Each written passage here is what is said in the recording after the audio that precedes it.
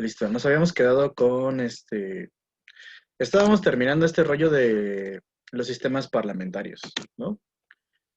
Am, y íbamos a empezar a hablar un poco del sistema de primer ministro, que es, digamos, el prototipo inglés, ¿no? O sea, un poco lo que hace Sartori aquí es explicar estos sistemas en los que en los que se da este tipo de parlamentarismo, ¿no? El tipo de primer ministro.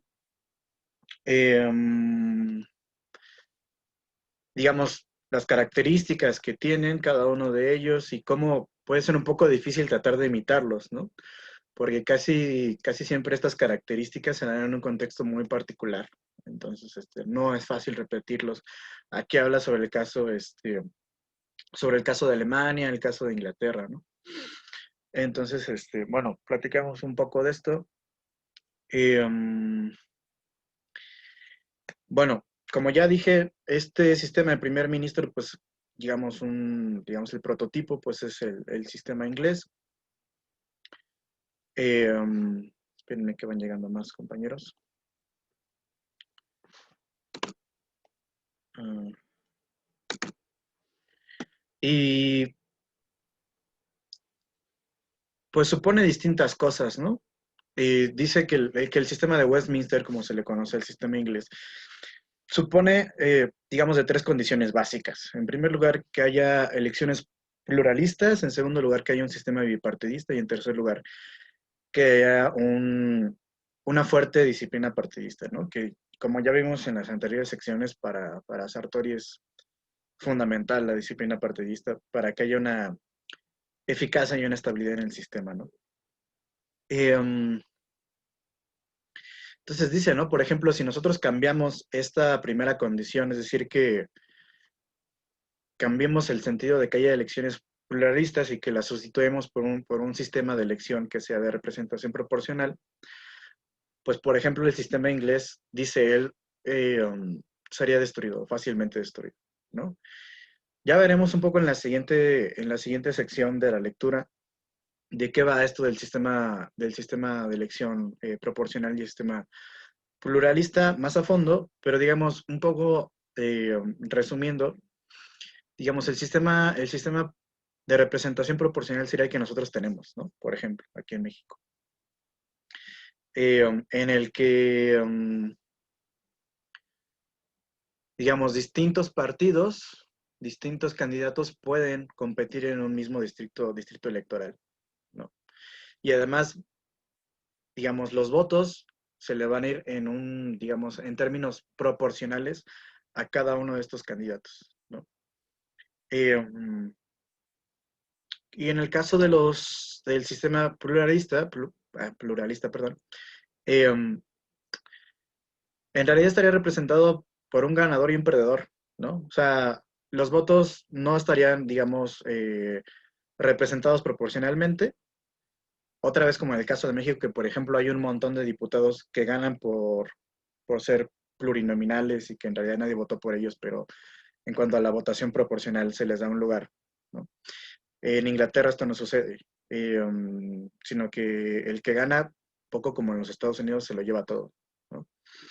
Y no hay este espacio de que, bueno, a ti te tocó el 40% nada más y te vamos a dar una representación, aunque no hayas ganado, una representación de acuerdo a esa proporción, ¿no? Entonces, bueno, esta condición es la que va a permitir precisamente, digamos que el voto no esté tan fragmentado, ¿no? Sino que nada más se reparte entre dos competidores, al menos en el caso de cada uno de los distritos, ¿no? Y también eso es lo que después va a permitir que se cree un sistema bipartidista. Eh, si no existiera, o más bien si existiera una forma de representación proporcional para elegir a los candidatos, eh, se fragmentaría el voto, como sucede aquí en México, ¿no? O sea, están los grandes partidos, Morena, el PRI, PAN, ¿no? Pero también está toda la chiquillada, que le dicen, ¿no? Partido Verde, Movimiento Ciudadano y todos estos, ¿no? Entonces digamos, el voto está muy fragmentado. Cuando tú no tienes este tipo de sistema, si no tienes un sistema pluralista, el voto se concentra. Y por lo regular tiende a concentrarse en dos partidos, y de ahí es de donde va a surgir este sistema bipartidista, que para Giovanni Sartori es fundamental para que se dé este sistema de primer ministro, ¿no? Eh, um,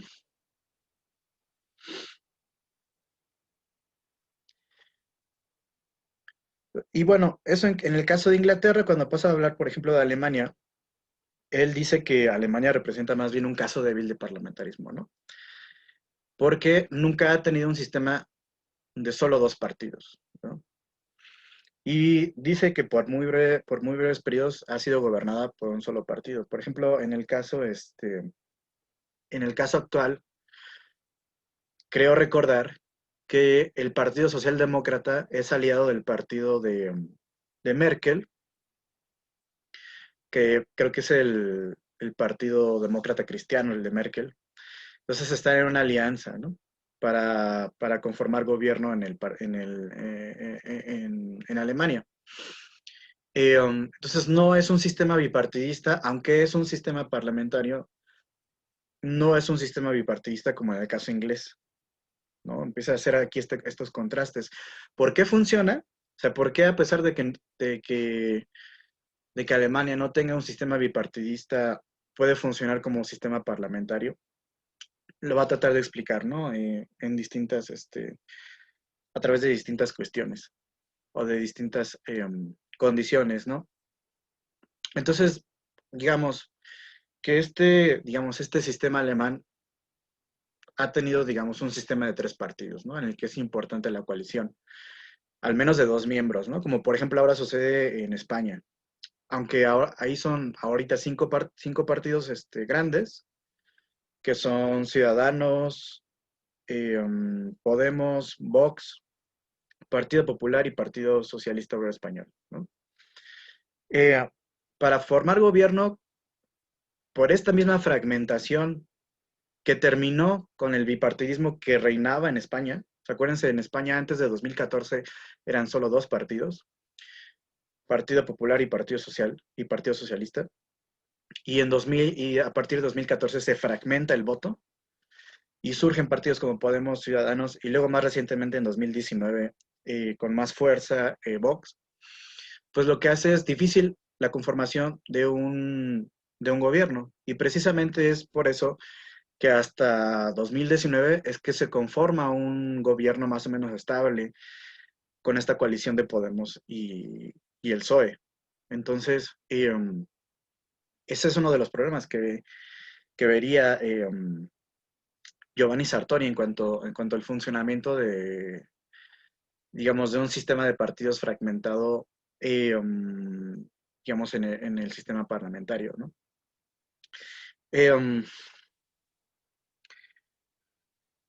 También, digamos, otra característica del sistema alemán, pues es que el canciller alemán es elegido en y por el Parlamento, ¿no? Pero, digamos, de ningún modo es el líder formal de su partido, ¿no? Um, entonces es un poco lo que dice Sartori, ¿no? O sea, la designación preelectoral del primer ministro tiene sentido en un sistema partidista de dos y medio partidos, ¿no? Porque pues permite que solo dos contendientes tengan las posibilidades de triunfo. Pero si se da, por ejemplo, en un sistema de multipartidista, pues es absurdo. O sea, ¿para qué vas a proponer tú en un sistema fragmentado en distintos partidos a un posible candidato a la presidencia si sabes que al final ese candidato a la presidencia va a tener que ser negociado? Porque hay un montón de partidos diferentes con los que vas a tener que negociar. Vuelvo al caso español, ¿no? Que digamos, no lo vio Sartori en la actualidad, pero creo que es un buen ejemplo, ¿no? Eh, el candidato a la presidencia de Podemos era Pablo Iglesias, ¿no? Cuando todo esto de las elecciones del año pasado, era Pablo Iglesias. Sin embargo, pues se sabía que ningún partido iba a tener la mayoría absoluta como para gobernar solo sin necesidad de negociar con otros. Entonces, un poco lo que diría Sartori con respecto a esto es que es absurdo. O sea, ¿para qué tú vas a presentar a un candidato a la presidencia si sabes que eso se va a tener que negociar? Y que eso va a depender también de las fuerzas de los otros partidos, ¿no? Por ejemplo, si Podemos hubiera superado a PSOE en las votaciones, muy seguramente quien sería ahora presidente sería Pablo Iglesias y a lo mejor Pedro Sánchez sería un vicepresidente o una cosa así, ¿no? Pero pues como Podemos no tenía la fuerza suficiente y, y no superó al PSOE, pues tuvieron que declinar la presidencia como tal y tuvieron que negociar una vicepresidencia, que también fue dura, ¿no? Que al principio no quería Pedro Sánchez ceder nada. Entonces, pues esa es otra de las consecuencias que surgen en un sistema parlamentario cuando el sistema de partidos está muy fragmentado, ¿no? La negociación es muy difícil, la negociación es muy difícil y la conformación de gobiernos puede tornarse en una cuestión espinosa, ¿no? Am, y además, dice, hay otra cuestión adicional, ¿no? Digamos que lo que va a decir, digamos, esta designación preelectoral de estos primeros ministros no tiene que confundirse con la propuesta, dice él, totalmente diferente, de elegir directa y popularmente al primer ministro, ¿no? Que es otra característica obvia del sistema parlamentario, ¿no? Eh, sí, los partidos en un sistema parlamentario te proponen a un presidencial, ¿no? Si ustedes han investigado, por ejemplo, un poco cómo se vota en un sistema parlamentario, sabrán que se vota a través de listas, ¿no? Tú no votas por el candidato en sí, sino que votas por una lista que te presenta el partido, ¿no? Entonces, por ejemplo, el Partido Socialista Obrero Español, presentó una lista que, digamos, va numerada um, en relación con quien elige al Partido Socialista como su candidato a la presidencia, ¿no? El primero en esa lista, pues es Pedro Sánchez, y después vienen todos los demás, ¿no? Y así se van a ir descartando los que no queden, pero obviamente los que estén más arriba de la lista tienen mucho más probabilidad de ir quedando. Entonces, cuando tú votas, por ejemplo, por el PSOE, por Podemos, o por el Partido Popular, o por Ciudadanos, votas por una lista, tú metes esa lista en la urna, y eso cuenta como un voto, ¿no? Eh, entonces, de cierta manera, tú indirectamente, entre comillas, al votar por una lista y al fijarte quién está hasta arriba de la lista, estás votando por él como presidente, pero no directamente. Entonces, lo que dice un poco Sartori es no confundamos esto con que hay precandidatos en un sistema parlamentario que son los que podrían ocupar la presidencia, no lo confundamos con el voto directo que, por ejemplo, se da en un sistema presidencial o en el caso del sistema francés, que es un sistema semipresidencial, ¿no? No es el voto directo por el presidente popular, ¿no? Eh, bueno, luego empieza a hablar un poco ya de cómo se crea el sistema alemán, ¿no? Y enumera algunas cuestiones, ¿no? Que lo caracterizan. En primer lugar, por ejemplo, se prohibió la existencia de ciertos partidos opuestos al sistema, ¿no? Esto redujo la fragmentación del propio sistema partidista en Alemania, ¿no? Por ejemplo, se prohibió el partido nazi, obviamente, después de la Segunda Guerra Mundial, pues no había de otra, ¿no? Y además se prohibió al Partido Comunista.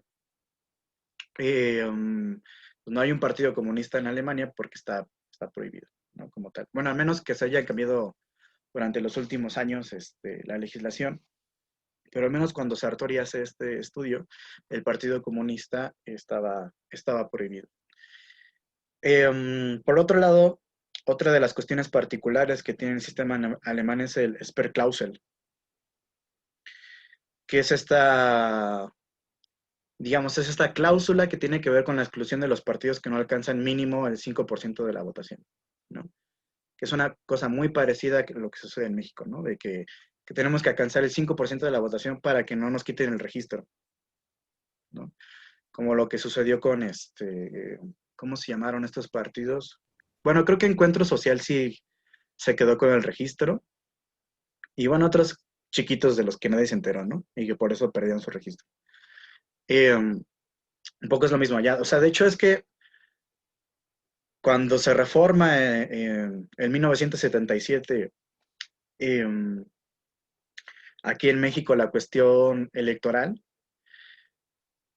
mexicanos se van a estudiar el sistema alemán, a ver cómo funciona, y traen muchas ideas de allá para aplicarlas aquí. Entonces, por eso, en ciertos casos nos parecemos, ¿no? Aunque allá es un sistema parlamentario y acá tenemos un sistema presidencial. Pero, por ejemplo, en esta cuestión de esta cláusula del Sperrklausel, tenemos este parecido, ¿no? Y por otro lado está el llamado voto constructivo de censura, ¿no? ¿Qué es esto del voto constructivo de censura? Que es una cosa que, por ejemplo, también pasa en España, que es que si tú quieres hacer una moción de censura contra el gobierno, si tú, por ejemplo, como Vox lo hizo apenas hace como 15 días, que hizo una moción de censura al gobierno del Partido Socialista y Podemos, tú lo que tienes que hacer es hacer esa moción de censura constructiva, o digamos, a partir de un voto constructivo, que es que tú propones, a su vez, otro gobierno, ¿no? Es decir, que no es nada más para chingarte al gobierno que está ahí, sino que tú vas a decir, bueno, yo propongo, por ejemplo, en el caso de Vox, proponemos a Santiago Abascal, que es el secretario general de Vox, proponemos a Santiago Abascal como presidente. Y lo que tiene que hacer entonces, o lo que tuvo que hacer Santiago Abascal, que no logró, fue convencer a los otros partidos de formar una coalición para formar gobierno.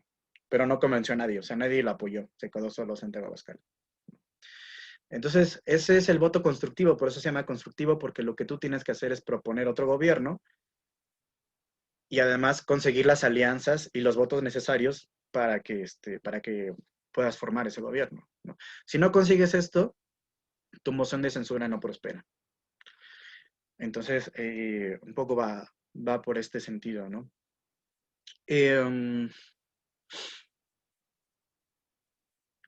Entonces, bueno, un poco a partir de esto, Sartori iba a decir, entonces tenemos unas circunstancias muy particulares en Alemania que no se van a repetir en otros lugares. Y que si el sistema parlamentario funciona en Alemania es por estas cuestiones particulares, que son contextuales históricas de Alemania, ¿no? Por ejemplo, el hecho de que se prohíba el partido nazi pues, tiene que ver con la historia y con el contexto social de Alemania, ¿no? Que no se va a repetir en otros lugares, ¿no? Eh, Igual que la prohibición del Partido Comunista, ¿no? Que viene sobre todo a partir de la unificación alemana. Um, entonces, lo que dice Sartori es que el sistema político alemán no proviene, o sus inicios no provienen, por ejemplo, de su sistema electoral. No es del diseño de su sistema electoral, sino de esta cuestión de la prohibición de ciertos partidos, y que esta prohibición viene de una cuestión judicial, ni siquiera política, sino judicial, que son los jueces los que deciden prohibir estos partidos, ¿no?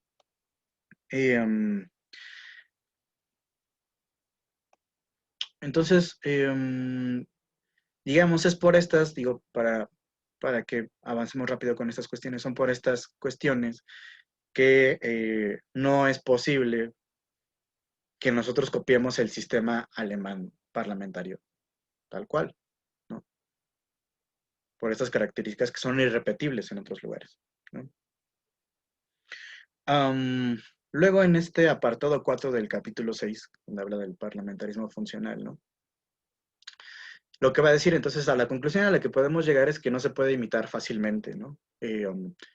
A los sistemas de primer ministro, porque depende de características muy específicas de cada uno de los países que tienen este sistema, ¿no?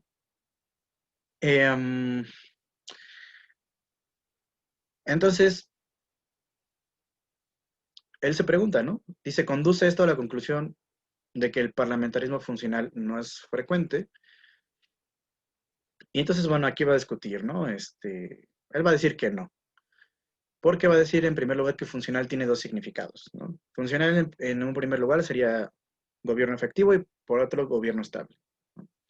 Y entonces a partir de estas ideas, digamos que habría tres combinaciones posibles. Que un gobierno sea efectivo y estable, que un gobierno sea estable y posiblemente efectivo, y que un gobierno sea inestable, ¿no? Um, digamos, en esta primera combinación, um, digamos, lo que nosotros tendríamos, dice él, es que en muchos países varios partidos pueden conformar un gobierno de coalición que pueden ser estables y que pueden ser razonablemente efectivos. Pensemos otra vez en España.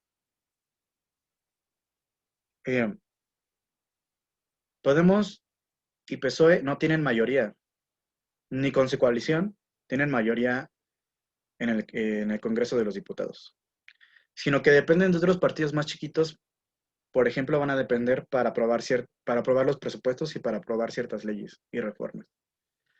Dependen, por ejemplo, de Esquerra Republicana de Cataluña, que es un partido independentista catalán, con el que obviamente van a tener que negociar y van a tener que ceder ciertas cosas.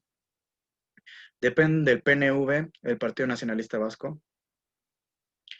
Dependen de partidos chiquitos como Compromís, que es un partido valenciano, y bueno, de otra chiquillada que hay por allá, ¿no?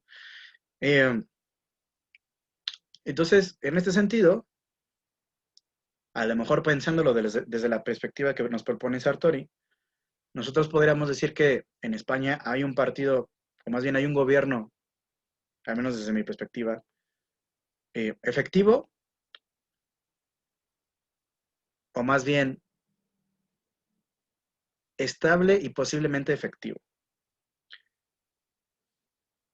En el sentido de que para poder aprobar todas estas leyes y los presupuestos que les digo, pues van a depender de estos partidos chiquitos. Entonces, tienen que estar cediendo muchas cosas. Y sobre todo con los catalanes, que son con los que se ponen perros. Un día busquen Gabriel Rufián en YouTube. Y bueno, es un tipo, es genial hablando. No tiene la genialidad de Pablo Iglesias, pero es un tipo muy genial, hablando. Es catalán y es de Esquerra Republicana de Cataluña. Y luego les tira unas pedradas increíbles. Entonces, es dura la cosa. Es dura la cosa negociar con ese tipo de partidos, ¿no? Bueno, cabe más decir, ¿no? Que los gobiernos parlamentarios funcionan cuando, cuando su nombre dice no es el más adecuado, ¿no? Es decir, cuando el parlamento no gobierna, cuando está limitado. Eh, es decir, que no hay esta fragmentación del parlamento, ¿no? Como ya lo vimos en el caso francés, cuando la Tercera y Cuarta República, ¿no? De la que ya habló también bastante de Sartori. Entonces, un poco el sistema parlamentario siempre va a depender, por ejemplo, para que funcione bien, de que haya pocos partidos y de que el voto no esté fragmentado para que no surjan muchos partidos, ¿no? Eso es en términos generales lo que nos dice Sartori. Para que funcione bien el parlamentarismo tiene que haber estas características, ¿no? Porque si no, pues entonces sucede lo que es el gobierno por asamblea. Esta fragmentación total del propio parlamento en el que nadie se puede poner de acuerdo, ¿no? Y en el que las coaliciones son bastante difíciles. O sea, para Sartori, un sistema parlamentario puede ser bipartidista o de dos partidos y medio, dice él, ¿no? Por ahí. En el sentido, por ejemplo, pensemos en España otra vez, que aunque no es un sistema de dos partidos y medio, sino de cinco, lo que provoca es que, por ejemplo, los partidos de izquierda, por su propia naturaleza, se conjunten y que los partidos de derecha, por su propia naturaleza, se conjunten, ¿no? Por ejemplo, en el caso del Parlamento andaluz y del gobierno en Andalucía. el, el Parlamento está gobernado por una coalición Vox, Ciudadanos, PP, ¿no? Aquí me parecería entonces a mí que sí hay, digamos, que puede haber cierta estabilidad siempre y cuando en esta fragmentación de partidos haya una división ideológica más o menos clara, ¿no? Que es el caso de estos dos ejes que hay en España, de los de izquierda y los que son de derecha, ¿no? Más claramente. Entonces, lo que dice, volviendo a la discusión, ¿no? Que se planteaba desde el principio del texto, que era pensar qué tipo de sistema podría funcionar en Latinoamérica, ¿no? Y lo que dice es que si nosotros pensamos en estas características que estamos enumerando de cómo puede funcionar un sistema parlamentario, pues lo que sucede en Latinoamérica es que caerían en un sistema asambleario o asambleísta, por esta fragmentación que hay del voto y por la fragmentación que hay de los partidos, ¿no? Entonces, no podría funcionar un sistema parlamentario en Latinoamérica. Al menos eso es lo que piensa Sartori a partir de estas ideas, ¿no? Porque nos sería difícil construir un sistema bipartidista, ¿no? Tendríamos que construir o pensar en un sistema electoral que no fuera de representación proporcional, pero eso implicaría también cambios políticos importantes, ¿no? O sea, pensemos, cuando se instala el sistema de representación proporcional en México, es porque había una demanda política en México de que pudieran entrar otros partidos y no nada más esta hegemonía que ejercía el PAN, digo, el PRI, ¿no? Entonces era una demanda de democratización del propio sistema electoral en México, ¿no? Exactamente la Lope, ajá, la Lope, la del 77 me parece que es. Este, entonces,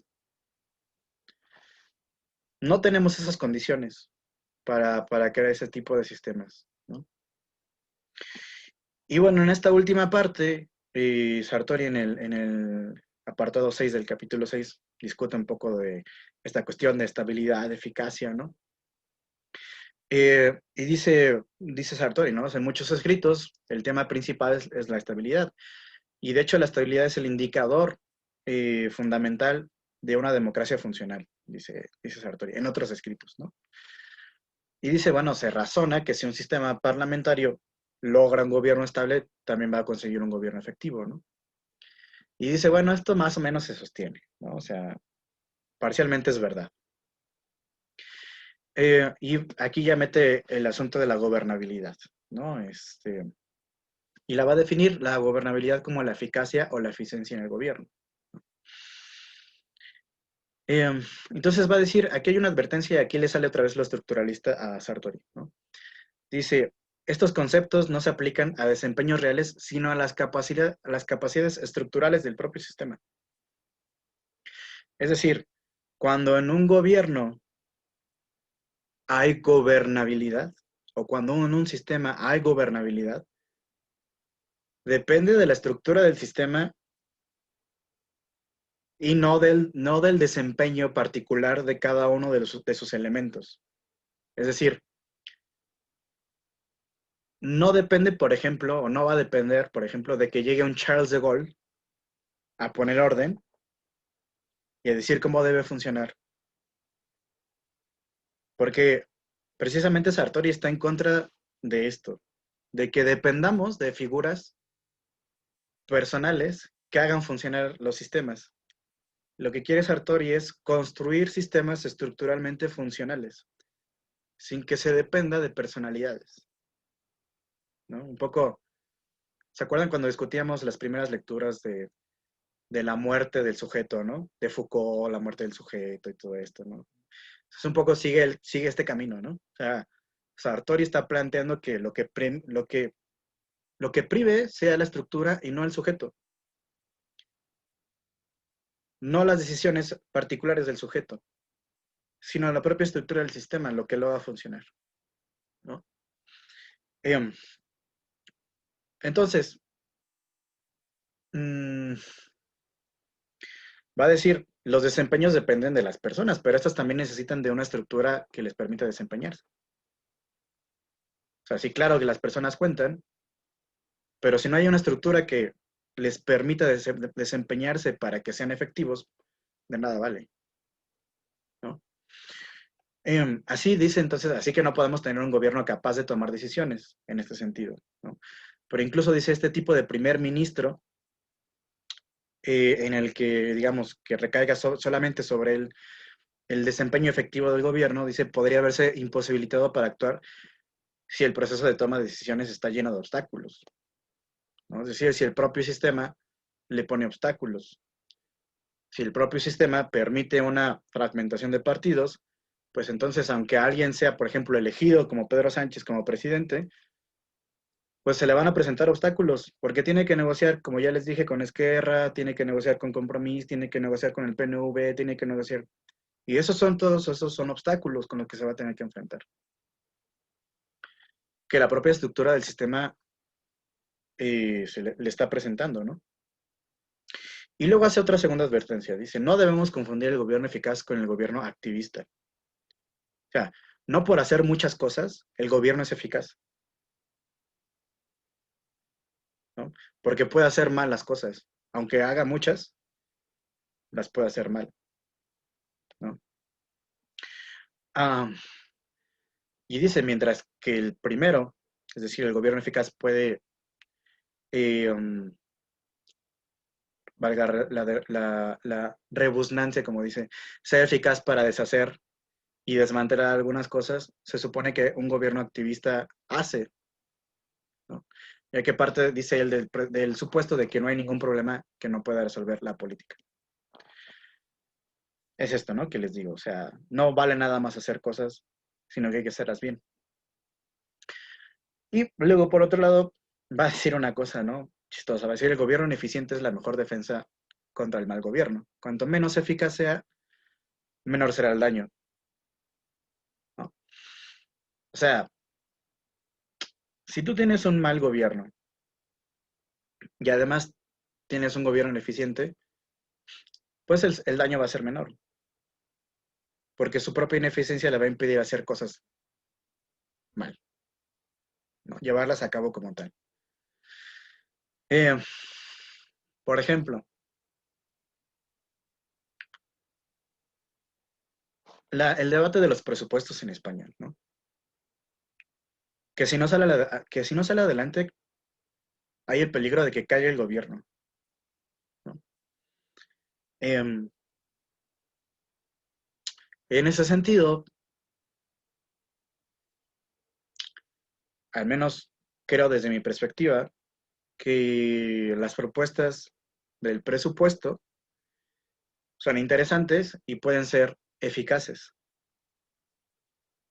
Am, pero suponiendo que esas medidas no fueran eficaces en términos económicos, sino que a lo mejor fueran, en términos generales, fueran las mismas que siempre ha propuesto el PSOE, ¿no? Desde que el PSOE dejó de ser socialista y dejó de ser obrero y empezó a postular un montón de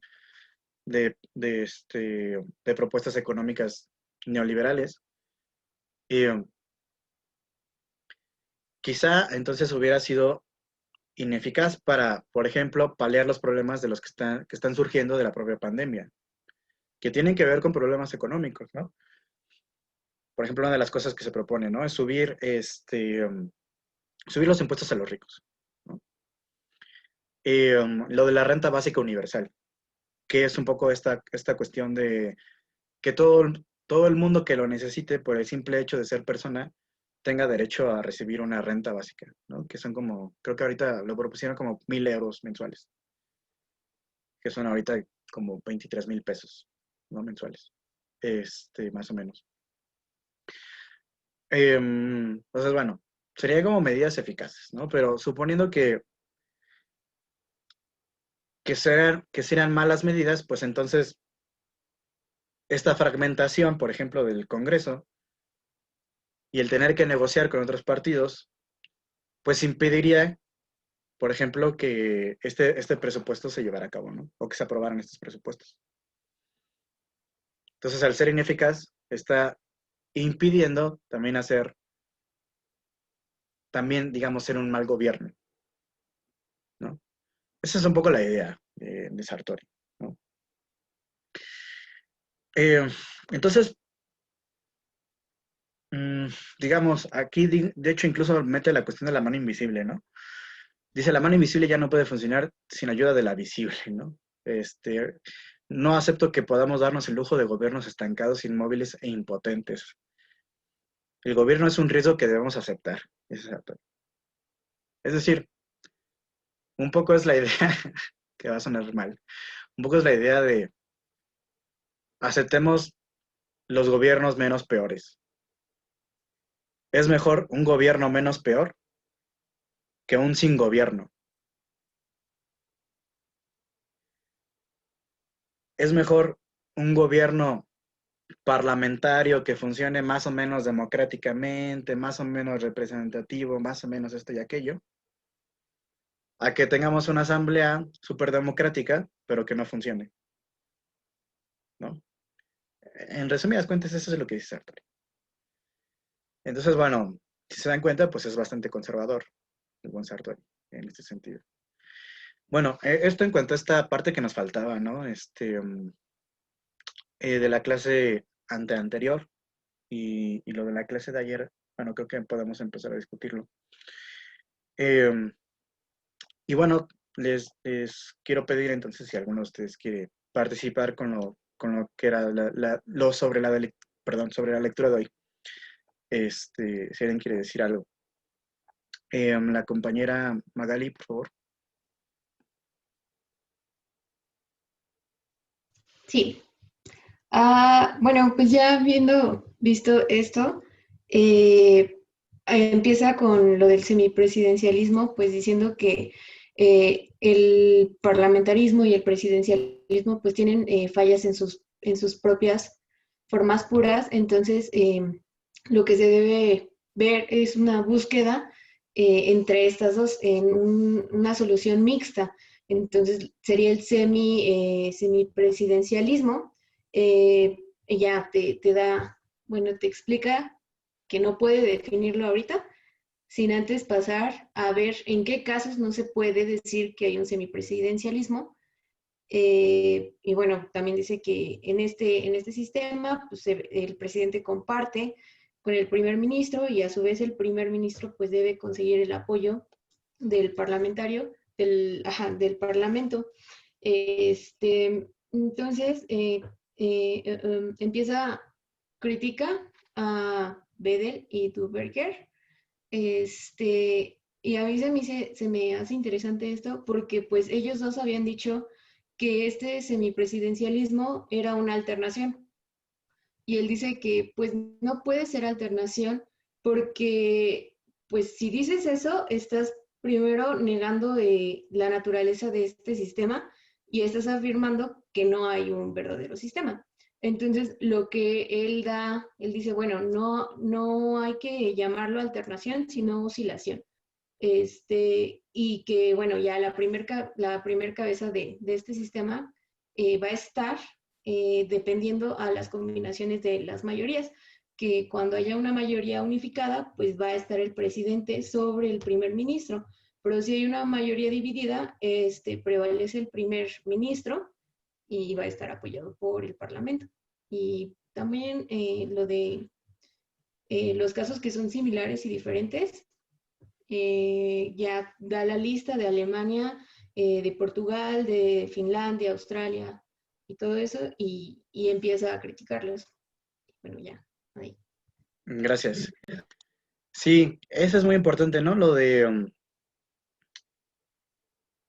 que no es que vayan cambiando como de naturaleza, ¿no? Sino que más bien van oscilando. O sea, lo que dice Sartori es, mi propuesta de oscilación es mucho mejor, dice él, porque porque da a entender que dentro de un mismo sistema hay cambios, ¿no? Eh, como el ejemplo del reloj que les ponía, ¿no? Hace algunas clases, ¿no? De por ejemplo, estos relojes que tienen péndulo, ¿no? Y que se van moviendo, sería un poco la idea, ¿no? O sea, el reloj es uno mismo. No es que de repente cuando el reloj vaya cuando el péndulo vaya por acá, deje de ser reloj, y cuando esté por acá, otra vez vuelva a ser reloj, ¿no? Sino que el reloj es el mismo, simplemente va oscilando, va haciendo esta cuestión del péndulo. Entonces, sí, es una idea interesante la de Sartori, ¿no? Y, bueno, también el compañero Diego Alejandro, por favor. Pues sí, englobando un poco la idea que hemos estado viendo, pues inicia diciendo, ¿no? Que este sistema él lo define como bicéfalo.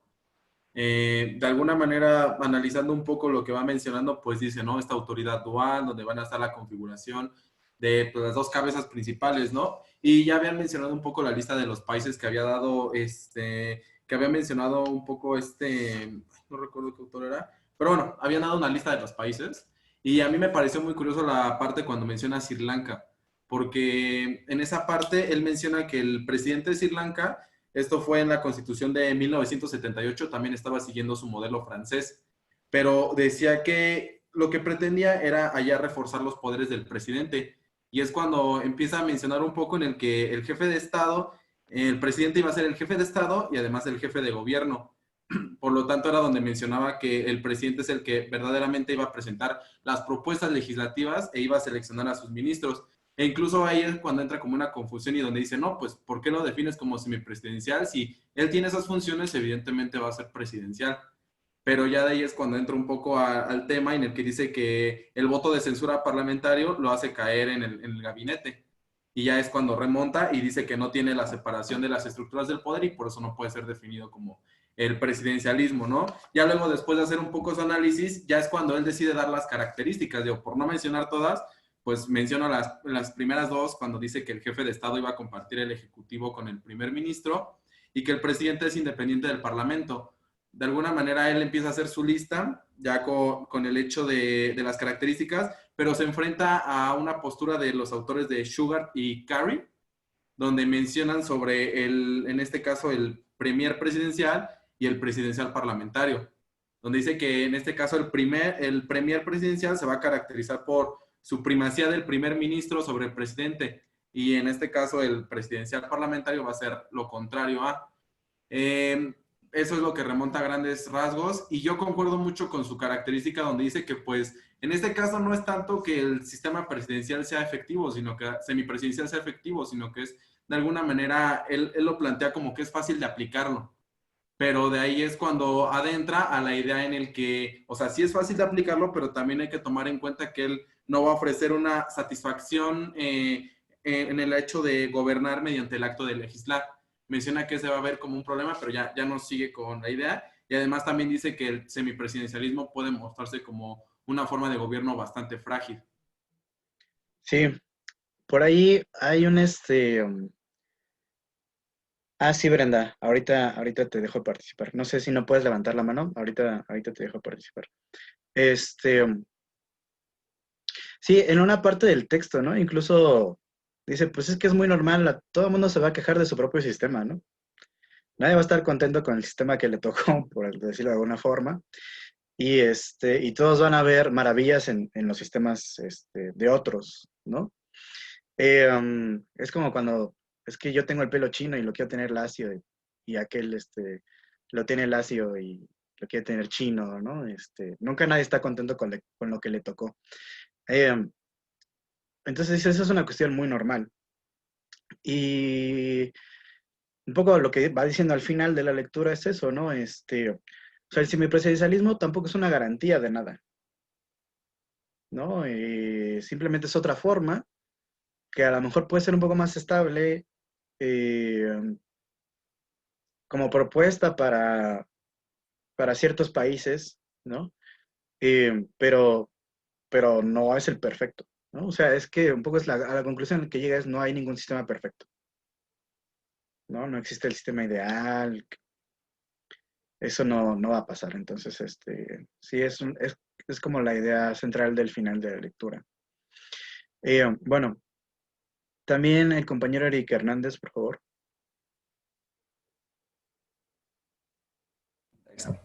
Ya, bueno, me pareció interesante la lectura, más porque la leí como a las 2 de la mañana, entonces como que sí me dejó varias cosas, como inconclusas, pero al principio fue fácil porque él mencionaba como esas características para diferenciar lo que sería como un semipresidencialismo y que era de esa parte en su constitución que si se ve establecido que hay que se comparten los poderes en dos personas, por así decirlo, ya es semipresidencial. Y como lo que comentaba Diego, esta cuestión de carácter bicéfalo, que son dos cabezas. Ahí me pareció muy interesante porque recuerdo que la lectura mencionaba que, bueno, como sabemos, el contexto del semipresidencialismo es la Quinta República Francesa. Y entonces, recuerdo que la lectura mencionaba que las atribuciones que tenía el presidente, creo eran menores, por así decirlo, a las que tenía el primer ministro, yo así lo entendí. Y por ejemplo, también venía esa cuestión de cómo por costumbre el presidente es la primera cabeza, pero por la ley o por la constitución, en este caso cambia y es el primer ministro. Y lo relaciono con esta cuestión que usted mencionaba sobre la oscilación que Sartori, como lo decía en su texto, decía que era pues un movimiento un movimiento dentro de los sistemas y planteaba esta cuestión de que cuando había una mayoría unificada, prevalecía el presidente con la constitución material y pues la cuestión de la mayoría dividida prevalecía el primer ministro con la constitución formal. Sí, por la formal. Y también más adelante en la lectura, igual que usted mencionaba que ningún sistema es perfecto, y Sartori nos mencionaba aquí que pese a que sea un sistema mixto, que con el paso del tiempo ha ido evolucionando y se ha ido caracterizando, tiene una estructura flexible en cuanto a esta cuestión de la autoridad y con ello pues ahí entra la oscilación y que siempre en todo sistema donde va a haber donde se comparta la autoridad, va a haber problemas. Entonces es algo que él mismo plantea y también hace esa pregunta de cuál es la diferencia del semipresidencialismo con el presidencialismo y el parlamentarismo, que si acaso caen como en esta misma cuestión de conflicto o es el menos peor, por así decirlo. Y ya, sería todo. Sí, gracias. Sí, la cuestión de la bicefalía, ¿no? O sea, lo que le permite es que dependiendo de las circunstancias un poco es donde va a recaer la autoridad, ¿no?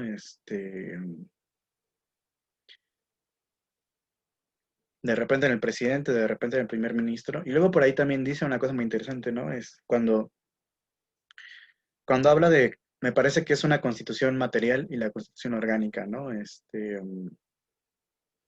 Que en Francia, ¿no? Dice, o sea, es que hay una constitución o formal, creo que le dice, que es la que está escrita, ¿no? La que supone un montón de normas, cómo debe actuar y todo esto, ¿no? Pero hay otra constitución, dice que en Francia ya arraigó, y que gracias a que ya arraigó esta otra constitución que no es la formal, que en términos mexicanos podríamos decir que es metaconstitucional, eh, es la que funciona, más bien es la que hace funcionar esta cuestión de la oscilación, ¿no? Que finalmente es lo que Charles de Gaulle provoca, ¿no? O sea, con la primer presidencia de Charles de Gaulle quedan asentadas ciertas cuestiones que después se van a transformar en una tradición, que aunque no están escritas, se convierten en una especie como de costumbre. Es, por ejemplo, como cuando decíamos de Washington, ¿no? Y los periodos presidenciales que nada más eran dos, ¿no? Que realmente no estaba escrito que fueran solamente dos, pero George Washington es quien pone, digamos, la tradición de que solamente sean dos periodos. Entonces, poco también así funcionan las constituciones, ¿no? O sea, las constituciones también están vivas, por decirlo de alguna forma. Y cada uno de los personajes, dependiendo de su personalidad, eh, de su, de la huella que en términos políticos puedan dejar, aquellos que ocupen lugares importantes, la van transformando y la van moldeando también, ¿no? Que aunque es una cuestión que a Giovanni Sartori no le encanta, pero es una cuestión que no se puede negar, ¿no? Que las personalidades también cuentan y que van dejando ahí su huella, ¿no? En estos lugares. Bueno, el compañero Fernando Martínez, por favor. Sí, bueno, en lo personal yo encontré esta lectura muy difícil. Me gusta mucho leer a Sartori, pero me gusta porque es muy explicativo. Entonces, como mencionaba mi compañera Magali, pone una lista de casos. Yo no la pude entender, sino hasta que busqué alguno de los casos que menciona ahí. En específico me fui por el caso de Finlandia. Sartori lo critica porque el presidente de Finlandia sería quien va a elegir y va a elegir al primer ministro y además va a establecer las condiciones de la composición de los gobiernos de coalición. Entonces, como que chocaba un poco con la idea del dualismo y de la autoridad entre el Parlamento y el Ejecutivo, y pues por eso lo descarta.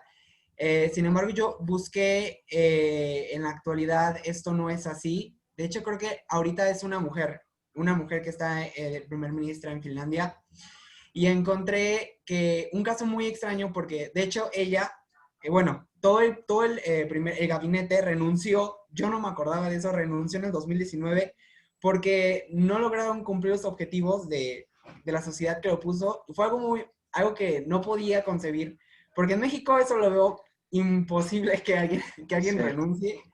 Entonces fue algo que me impactó mucho, y además que si bien no hay una disciplina de partidos, porque creo que más de 3 partidos en Finlandia, sí hay como un orden en las coaliciones. Mencionaba esto Sartori en la lectura pasada, creo, donde las coaliciones no solamente es pues una alianza como aquí en México, como fue en el Pacto por México, ¿no? Sino va más allá y es duradera y es estable. Y allá es un poco de centro izquierda. Esto fue para mí como un poco, le entendí más a lo que se refería el semipresidencialismo, y también diferí algo sobre, dice Sartori, comentaba creo que mi compañero Diego sobre el presidencial parlamentarismo, donde gobierna al revés el ejecutivo más que el parlamentario, y creo que pues el caso de Finlandia es un ejemplo muy claro, porque sí existen las dos figuras, está el sistema bicéfalo, pero además existe la figura de autoridad entre las dos.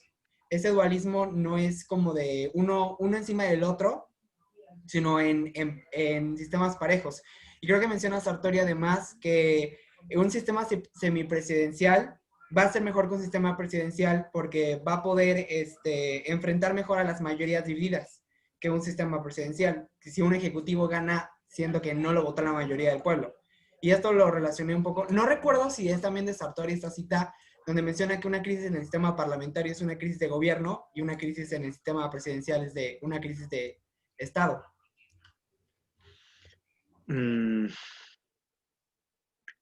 No, más bien es una crisis de gobierno, porque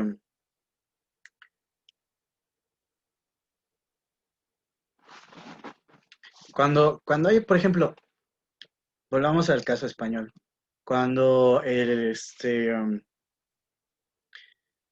se da esta ruptura del sistema bipartidista en España y llegan muchos más partidos y se fragmenta el voto y toda esta cuestión y que hace difícil la conformación de gobierno, eso no es una crisis de Estado. Puede ser una crisis de gobierno, pero no una crisis de Estado, ¿no? Las instituciones españolas siguen funcionando, siguieron funcionando durante estos 4 años, las calles seguían siendo limpiadas por los servidores públicos, seguía habiendo luz, ¿no? En las calles, o sea, todo este tipo de cosas, seguridad, ¿no? Que es como lo básico que tiene que hacer el Estado, sobre todo seguridad. Y a pesar de que hay esta crisis de gobierno, ellos no sufren una crisis de Estado. Y un contraejemplo, o más bien un ejemplo que sería diferente, sería México, ¿no? Nosotros sí tenemos una crisis de Estado. Tenemos un gobierno estable que va a durar 6 años, pero el Estado le cuesta trabajo, por ejemplo, dar los servicios básicos. Seguridad, educación, salud, etcétera, etcétera, etcétera, etcétera, etcétera. Esa es la diferencia entre una crisis de Estado y una crisis de gobierno, ¿no? La crisis de Estado es mucho más profunda, ¿no? Y puede llevar incluso a la destrucción del mismo Estado y pues a la destrucción de todo el sistema político también que lo sostiene, ¿no? La crisis de gobierno en sistemas parlamentarios sí supone una inestabilidad en la gobernabilidad, pero no supone una crisis de Estado, o sea, el Estado no se va a acabar, ¿no? Porque las instituciones siguen funcionando. Entonces, desgraciadamente, es la diferencia, es lo que nos diferencia, por ejemplo, de España, ¿no? Con todo y que en 4 años no tuvieron un gobierno estable, pues el país no se fue a la mierda. Bueno, ok. También la compañera Gaby Olivares, por favor. Sí, yo, pues, creo que ya todo lo comentaron mis compañeros de lo que conformaba al sistema presidencial, de lo bicéfalo de compartir el gobierno entre el presidente y el primer ministro, pero igual lo que a mí me llamó la atención fue los casos que él aborda, que son Francia, República de Weimar, Portugal, Sri Lanka, Finlandia, Australia, Islandia, Irlanda, pero dice que Irlanda, Austria e Islandia no pueden ser sistemas políticos semipresidenciales y da como que ejemplos, pero pues igual no entendí muy bien, porque como no conozco mucho de la historia de los países, sí, pues no, fue como que todo se remonta igual a las lecturas pasadas de que adoptaron el semipresidencialismo, creo yo, bueno, lo menciona el autor por lo de Francia, ¿no? Por cuando se instaura la República Francesa en 1958. Y pues ahí te da el ejemplo, ¿no? De cada uno de los países, del periodo de sus gobiernos. Y me gustaría preguntarle con respecto a lo que nos dijo hace ratito de que igual el gobierno que hace mucho no necesariamente es un buen gobierno, porque puede hacer cosas malas y cosas buenas por ahí, ¿no? Pero, ¿cuál era mi pregunta? O sea, es que siempre, desde la clase pasada, tengo como esa duda de según Sartori, ¿qué es lo bueno, ¿no? De un gobierno cuando le dice a América, les dice, no, pues es que sí estás mal, carnal, ¿no? O sea, ni cómo ayudarte, ¿no? Porque tu sistema presidencial no funciona. ¿Por qué? Porque tus partidos están divididos. Y eso creo que lo menciona en todas estas lecturas que llevamos, que hay un fuerte, es que siempre habla acerca de las mayorías divididas, ¿no? Y les dice, es que tampoco puede ser un parlamentario porque un sistema parlamentario está unido, o sea, y tú tampoco tienes eso. Entonces es como de, al final, la recomendación que hace Sartori es que haya un sistema mixto, porque, bueno, sabemos que él está como que peleado con los puros, ¿no? Porque igual no le gustan los puros, es como de, es que eso también, yo siento que él siente que tiende a, no sé, a la demagogia, o no sé qué pensará, pero cuando les habla acerca de un sistema semipresidencial, eso es como no sé si usted lo entiende igual, como el consuelo, ¿no? Que le da Sartori a América.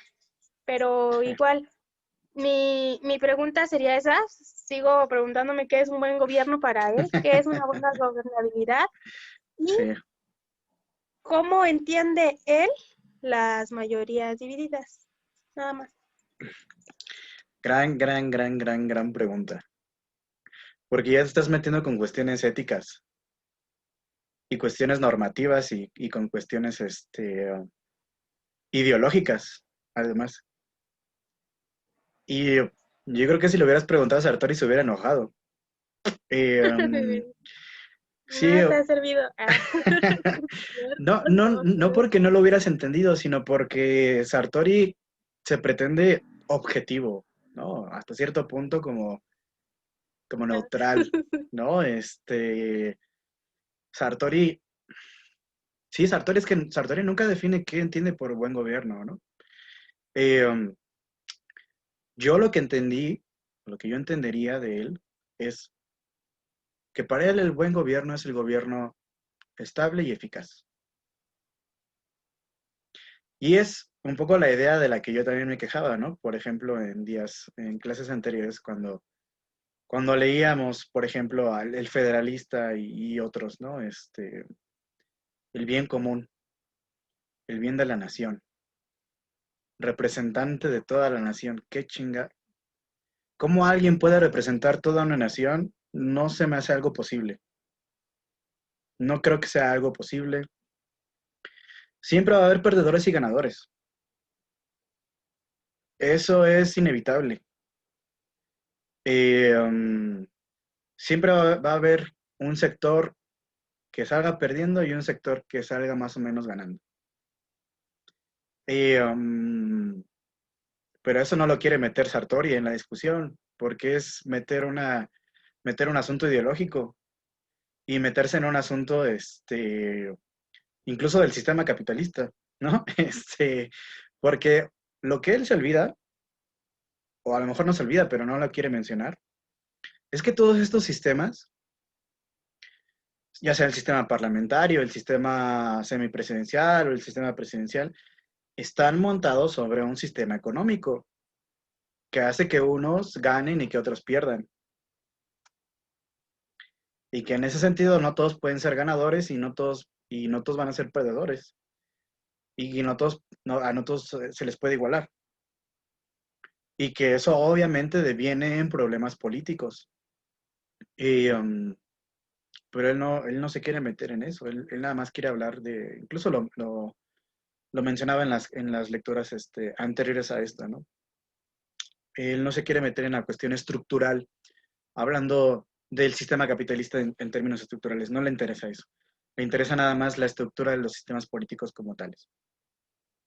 ¿Por qué no le interesa? Pues igual es que le da cuscús meterse en esas cuestiones, ¿no? Porque es un tema difícil, ¿no? Y él tendría que posicionarse ideológicamente, y yo creo que es una cosa que él no quiere hacer. Pero al fin y al cabo, yo creo que todo el mundo tiene que posicionarse ideológicamente. Estamos viendo aquí los límites de la neutralidad de un académico y de un intelectual. Un intelectual nunca puede ser neutral del todo, ni ser objetivo del todo, porque tiene sus preferencias, tiene sus inclinaciones, etcétera, etcétera. Pues obviamente que Sartori tiene una inclinación por la democracia liberal, ¿no? Representativa y todo lo que esto implica. Y eso es lo que lo hace un conservador, ¿no? Incluso hay una parte donde él habla de la cuestión de la estabilidad cuando estamos hablando de cómo se elige al presidente, ¿no? De si se elige directamente al presidente o si se elige indirectamente al presidente. No sé si se acuerdan de esa parte de la lectura, ¿no? Que incluso podemos hablar de que el presidente se elige popularmente, aunque sea indirecto, aunque la gente vote indirectamente por él. Estamos hablando de un presidente electo popularmente. Y obviamente que se refiere a Estados Unidos y a otros sistemas, ¿no? ¿Por qué? Y empieza a hablar aquí de la videopolítica. ¿Por qué entra la cuestión de la comunicación de masas y todo este asunto, ¿no? Un poco en resumen es que la gente es más tonta por ver la televisión, ¿no? Y porque pues los medios de comunicación van a permitir que surja un populista, demagogo, que prometa cosas y que entonces llegue a la presidencia. Entonces es mejor el voto indirecto porque así van a votar por el presidente los que tengan más inteligencia, no se va a dejar que los tontos ignorantes voten directamente por el presidente. En realidad está siguiendo la tradición del federalista, si ustedes se dan cuenta. Y, y en ese sentido es poco democrático, ¿no? Aunque ellos insisten en llamarles democracias a sus sistemas, ¿no? Eh, como una cuestión bastante retórica, más que una cuestión empírica real de los sistemas, es una cuestión retórica. Eh, y, y es una cuestión, les voy a pasar un video, ayer me estaba acordando, es una conferencia, se las voy a compartir para que la vean y la discutimos la próxima clase, que se llama Maquiavelo frente a la gran pantalla. Y es un libro eh, que escribe Pablo Iglesias y y en él hace una crítica a Sartori también, precisamente, ¿no? O sea, dice, bueno, es que este güey, el Sartori, súper conservador, dice que la tele te hace estúpido, ¿no? Y lo que él defiende en este libro de Maquiavelo frente a la gran pantalla es que la imagen también nos puede ayudar a entender cosas y también tiene un valor epistemológico. Y incluso hasta le dices no a Sartori, ¿no? Snob intelectual por esta idea de que, ay, si yo no veo la tele y por eso soy más inteligente que todos los demás. Eh, y sí, dice, es una característica de estos intelectuales de derecha, ¿no? También, ¿no? Que es que yo no voy a ver Avengers porque pues eso es para ignorantes, ¿no? O sea, yo puro cine de arte o rollos así, ¿no? O es que yo no, pues yo no veo la hora pico, jamás vi la hora pico porque pues iba a matar mis neuronas o rollos así, ¿no? No sé, o sea, súper snob por parte de Giovanni Sartori, ¿no? Eh, um, que desprecia todo ese tipo de cuestiones, ¿no? Pues, bueno, en este libro, un poco lo que trata de hacer Pablo Iglesias es decir, nosotros podemos aprender cuestiones de la ciencia política a partir de las películas, a partir de lo que vemos en ciertas películas, ¿no? Entonces, bueno, incluso, por ejemplo, ahora eh, um, hay estudios, en la Facultad de Ciencias Políticas hay hay un grupo que se llama la Finisterra. Y de hecho, si tú vas allá, están en el área de comunicación. Si tú vas al área de comunicación, ellos tienen su oficina. Y tú entras a la oficina del doctor Garfias, así se llama el que dirige la Finisterra. Tiene todo lleno de pósters de Dragon Ball, de anime, de videojuegos.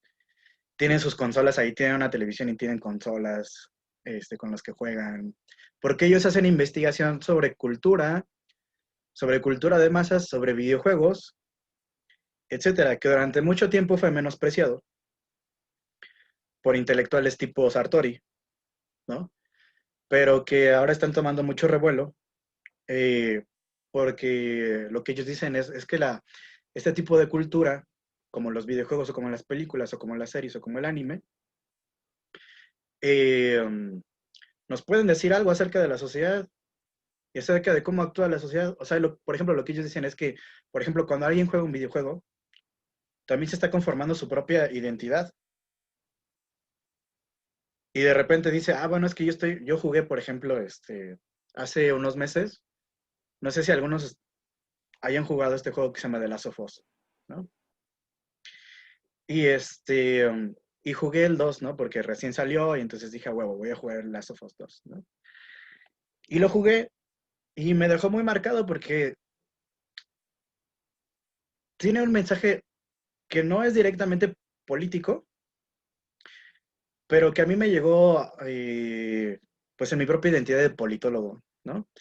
Que son dos protagonistas, dos mujeres protagonistas, que están en un mundo post-apocalíptico, donde una especie de pandemia hizo que todo el mundo se convirtiera en zombie, y obviamente esto provocó la quilla de los gobiernos, del Estado, todo esto, etcétera, y ahora es la guerra de todos contra todos, un poco jovesiano, ¿no? La guerra de todos contra todos, y hay una especie ahí como de pelea entre estas dos chicas, porque se quieren vengar la una de la otra, ¿no? Entonces hay una irreconciliación ahí entre ellas, ¿no? Y a mí me recordó, por ejemplo, mucho lo que sucede ahora, ¿no? esta irreconciliación que hay, por ejemplo, entre esta extrema derecha y las izquierdas mucho más, más radicales, ¿no?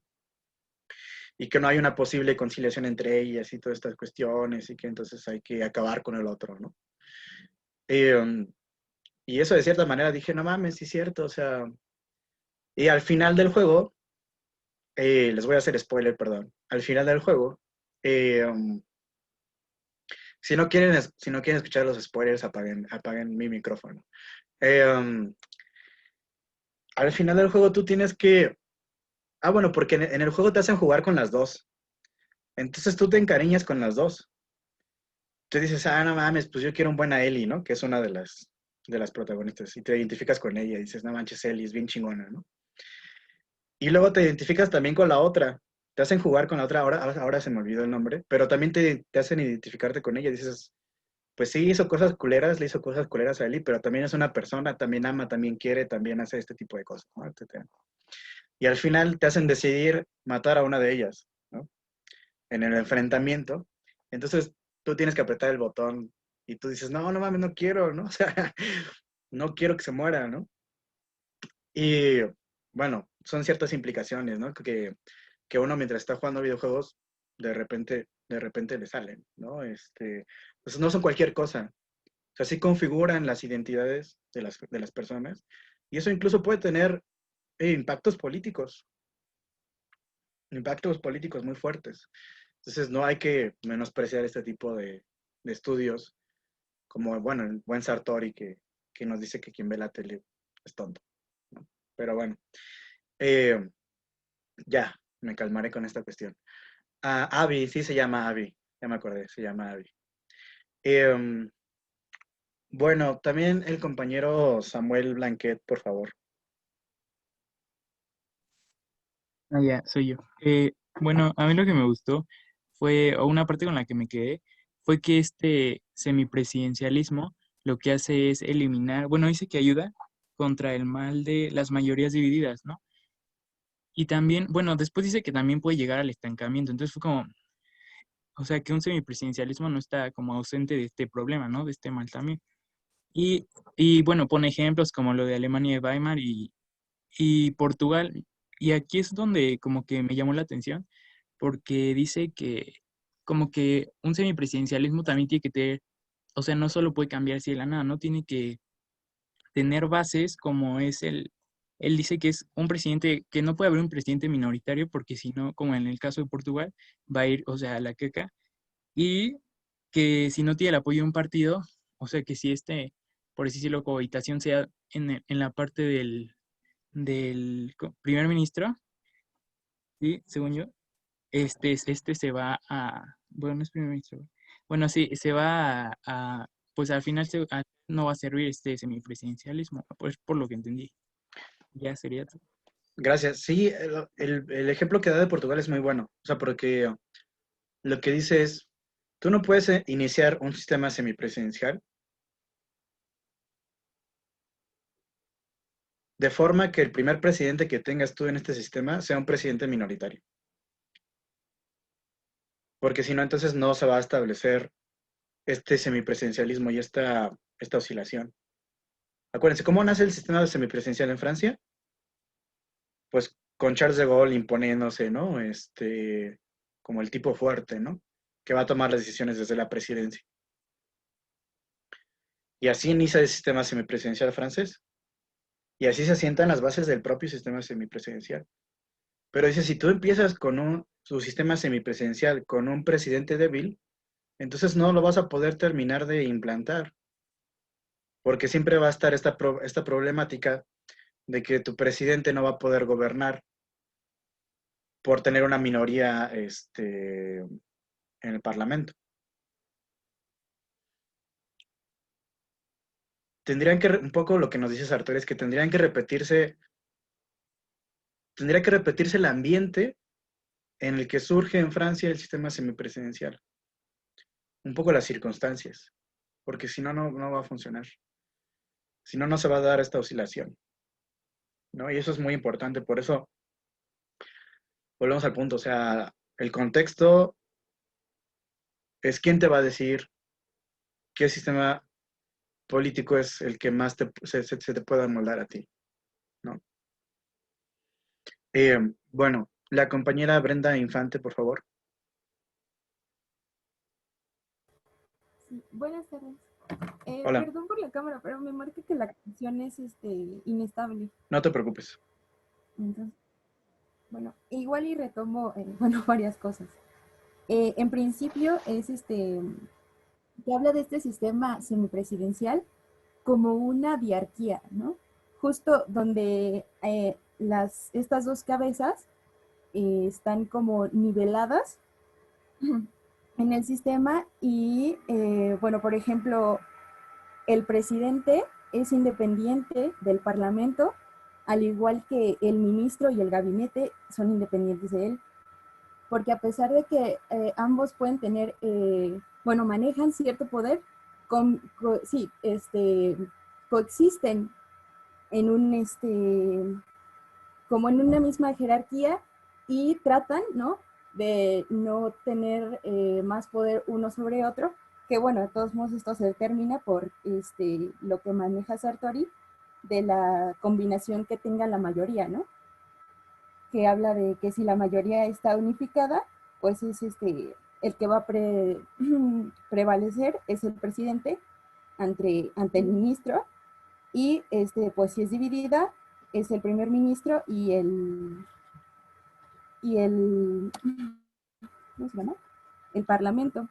Bueno, también quería rescatar esto de la videopolítica y del videopoder, ¿no?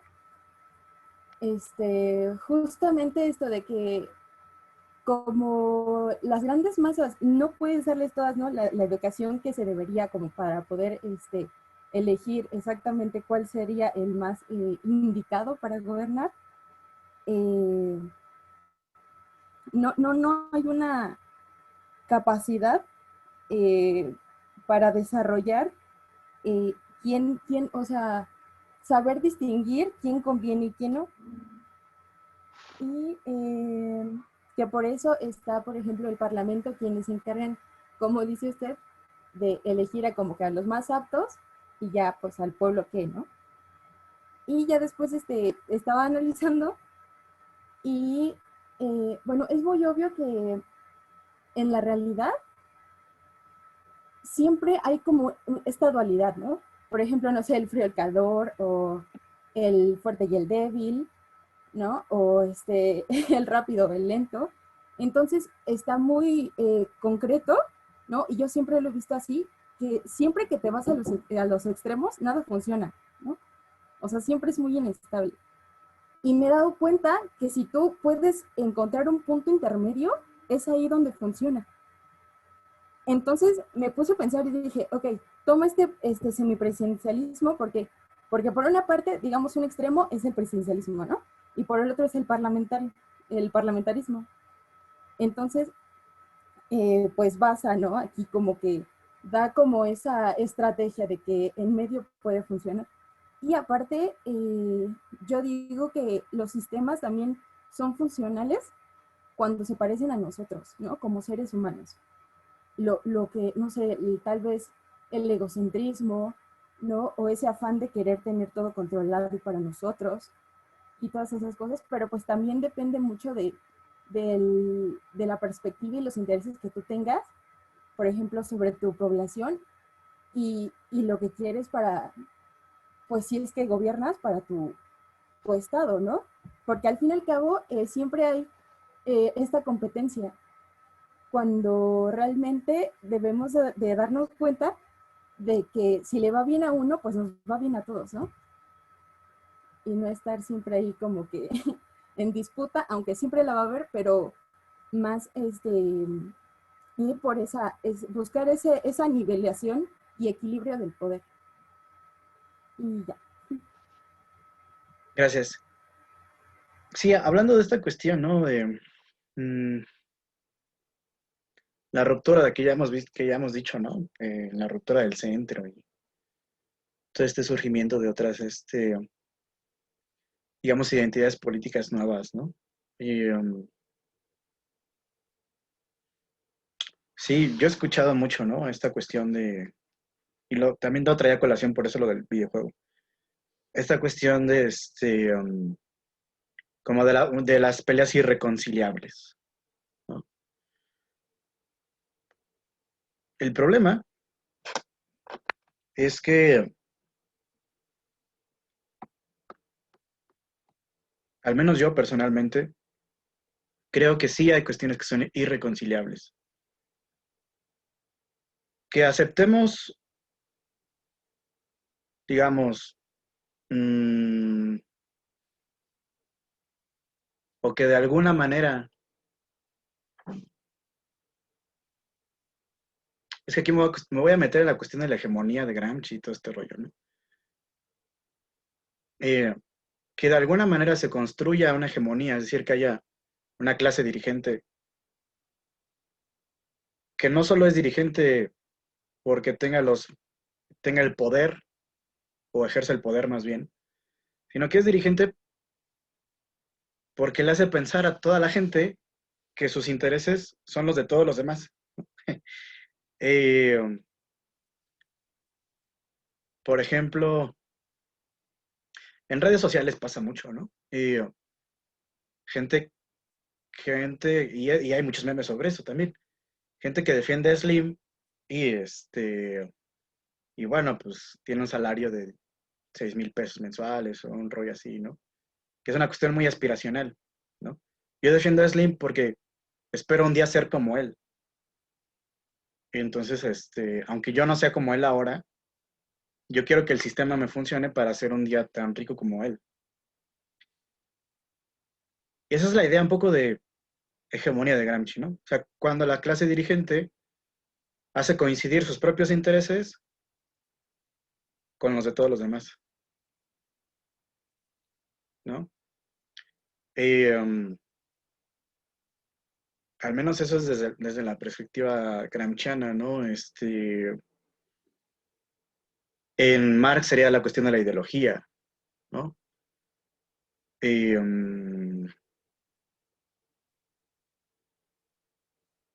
no sé, o sea, también hace muchos años vi un meme, ¿no? Muy bueno de qué es esto de que el gobierno nos impida mover nuestro dinero a donde nosotros queramos, ¿no? O sea, deberíamos de poder mover nuestro dinero a donde nosotros queramos, ¿no? Sin trabas ni nada de pagar impuestos ni todo este rollo, ¿no? Y entonces, estaba hablando un tipo y le decía, oye, pero pues vivimos debajo de un puente, ¿no? ¿A ti qué te interesa eso? Este, tú guardas tu dinero en un calcetín debajo de un puente, algo así ponía, ¿no? Entonces, o sea, sí hay cuestiones que son irreconciliables y que al menos para mí son, no podemos igualarnos, ¿no? Y, yo pensaría que podemos llegar, sí, a acuerdos, y vuelvo a Sartori con esto. Lo que Sartori quiere es que se lleguen a acuerdos para que haya gobiernos estables y eficaces. En todos los gobiernos, sea semipresidencial, sea parlamentario, sea presidencial.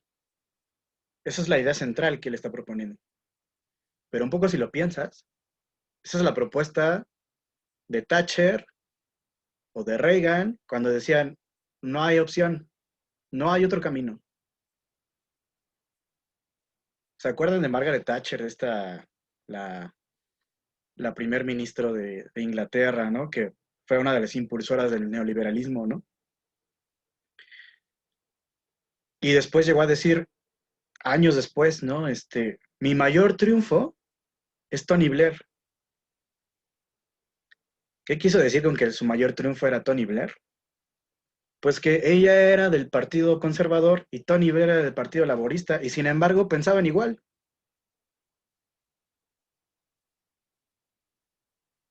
Esa es la hegemonía. Y eso es lo que quiere Sartori. Un poco es la consecuencia del pensamiento de Sartori.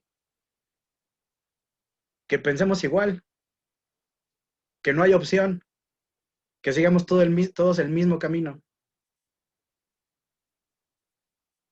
Y yo no estoy de acuerdo con eso. Yo en eso no estoy nada de acuerdo con Sartori, ¿no?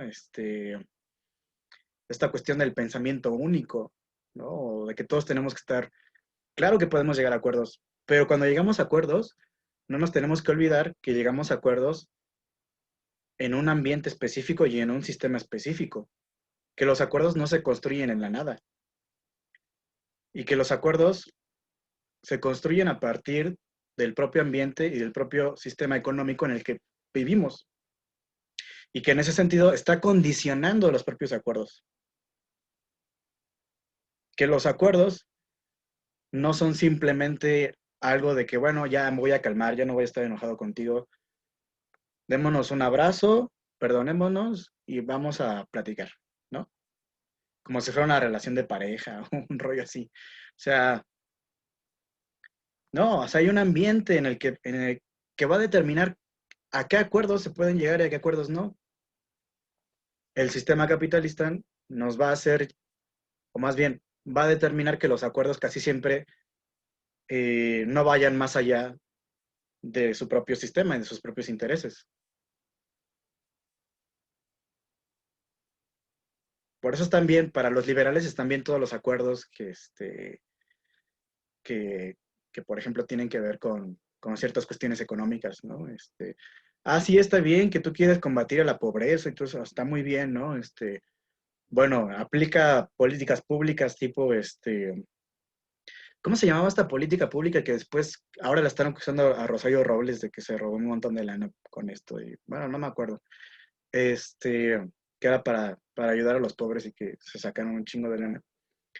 Te van a decir, sí, claro, haz políticas de esas, pero el sistema tiene que ser siendo el mismo. Entonces, pues uno como político a lo mejor lo que puede decir es, claro, bueno, ok, pero ¿de dónde voy yo a sacar dinero para aplicar ese tipo de políticas de ayudar a los pobres si los ricos no quieren pagar impuestos? No les voy a cobrar dinero a los pobres, no les voy a cobrar más impuestos a los pobres porque es a los que quiero ayudar, o sea, que son los que ya no tienen lana. Entonces, pues hay que sacar esa lana de algún lado. Y si los ricos no quieren dar nada, pues está cabrón. O sea, nada más va a ser la pura fachada. Son los límites que nos impone un poco la propia dinámica del sistema. Y son los límites dentro de los cuales se pueden hacer acuerdos. Más allá del sistema, más allá de este sistema, al menos lo que pensaría Sartori y lo que los liberales pensarían es que no se pueden hacer acuerdos. O sea, es que no seas radical, como que hay que acabar con el sistema capitalista, ¿no? O sea, no, pues no, o sea, eso nunca te lo van a aceptar en un acuerdo que ellos, que ellos estén dispuestos a plantear. Nunca, jamás. Porque plantean que el sistema capitalista es el mejor, o que es natural que así sean las cosas, o que siempre ha existido, ¿no? Cuestiones así, ¿no?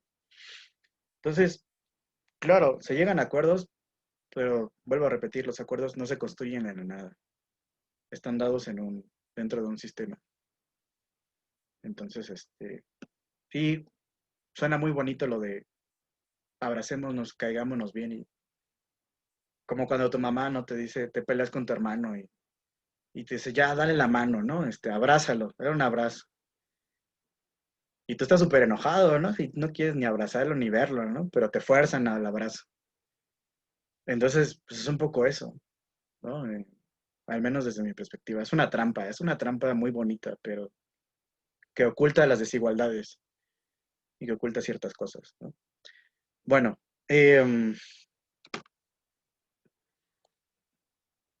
bueno, un poco ya hablamos, ¿no? De la idea, y ya leímos también la cuestión del prototipo francés, ¿no? En la lectura pasada. Ya ustedes hablaron bastante, ¿no? De esta cuestión de los prototipos, más bien de los casos similares y diferentes, ¿no? Cuando mencionan a Sri Lanka, Portugal, Finlandia, aunque no mencionaron tanto a Weimar, y es importante también Weimar, ¿no? La República de Weimar, como bien saben, eh, pues es la república que existió en Alemania antes de la Segunda Guerra Mundial, ¿no? Que fue la que terminó de tirar Hitler en algún momento, y que entonces pues sabemos que no funcionó, ¿no? Por esta misma caída. Eh, pero que dice Sartori que era un primer intento de construir un sistema semipresidencial, aunque ellos no le llamaron semipresidencial, ¿no? Más bien era un sistema parlamentario. Pero ¿qué fue lo que pasó en Weimar? Pues igual esta fragmentación de los partidos, ¿no?, impidió que funcionara con estabilidad y con eficacia la República de Weimar, ¿no? Entonces, bueno, digamos, en resumidas cuentas, lo que nos va a decir Sartori en el apartado 3 del capítulo 8, son estas características, ¿no?, del sistema semipresidencial. En primer lugar, pues que el jefe de Estado, el presidente, es elegido por voto popular. Y como ya dije hace rato, puede ser directa o indirectamente, para un periodo determinado, ¿no? En segundo lugar, que el jefe de Estado comparte el poder ejecutivo con un primer ministro, ¿no?, que es esta cuestión de la autoridad dual. Y que además tiene 3 criterios definitorios, dice Sartori. En primer lugar, que el presidente es independiente del Parlamento, pero no se le permite gobernar solo o directamente. No es como el sistema presidencial, en el que sí el presidente gobierna solo, sino que necesita el apoyo indirecto del Parlamento, ¿no?, que, digamos, se va a ver canalizada a través del primer ministro y del gobierno del primer ministro, ¿no? En segundo lugar, que el primer ministro y su gabinete son independientes del presidente porque dependen del Parlamento, ¿no? Y que en ese sentido están sujetos al voto de confianza o al voto de censura o al que le podemos llamar moción de censura, ¿no? Y que en ambos casos pues van a requerir el apoyo de una mayoría parlamentaria. Y en tercer lugar, que esta estructura dual del semipresidencialismo permite diferentes balances de poder, ¿no?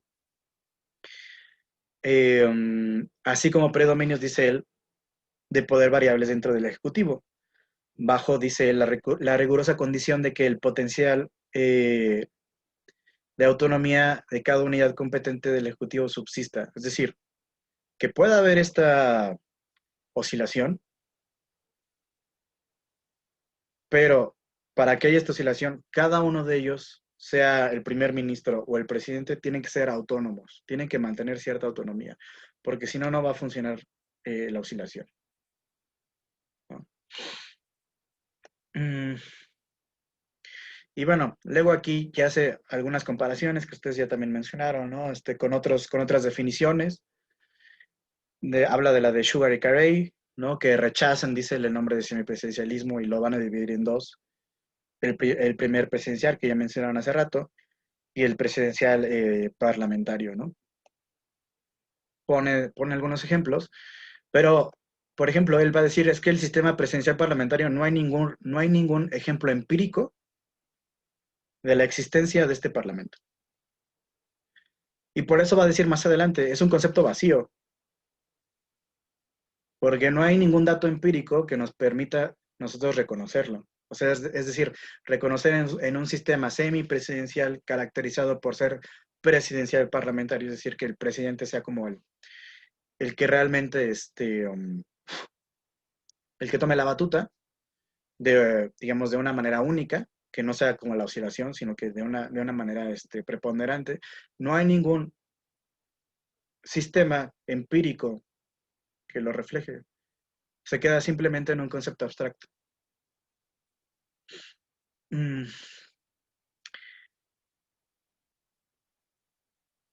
Y entonces, bueno, él va a decir, bueno, regreso a mi propia definición, y en cuanto a mi definición, dice, es necesario dar 2 explicaciones, ¿no?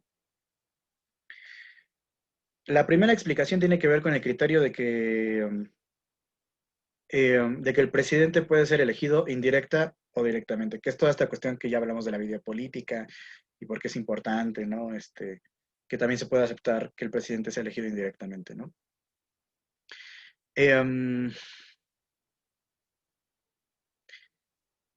Y por otro lado, la segunda explicación, dice él, con respecto a su definición, dice, es la que sigue, ¿no? Que dice que mis últimos 3 criterios, sí, los que acabamos de mencionar, del sistema semipresidencial y de la relación entre el presidente y el primer ministro, dice que se orientan a resolver el problema de identificar una estructura de autoridad doble, con el supuesto de que esta es la característica distintiva de esta especie. Las otras características también se presentan en otras formas políticas. Es decir, estas características son las que van a definir el sistema semipresidencial como tal, como dual, y esta oscilación, ¿no?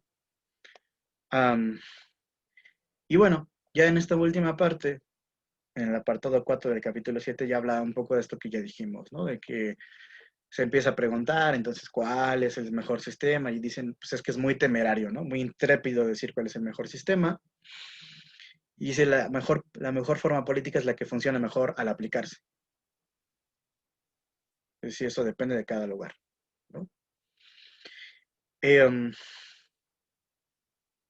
Entonces dice, mi argumento no es que el semipresidencialismo sea mejor, sino más bien que es más fácil de aplicar, lo que ya también decían algunos de ustedes, ¿no?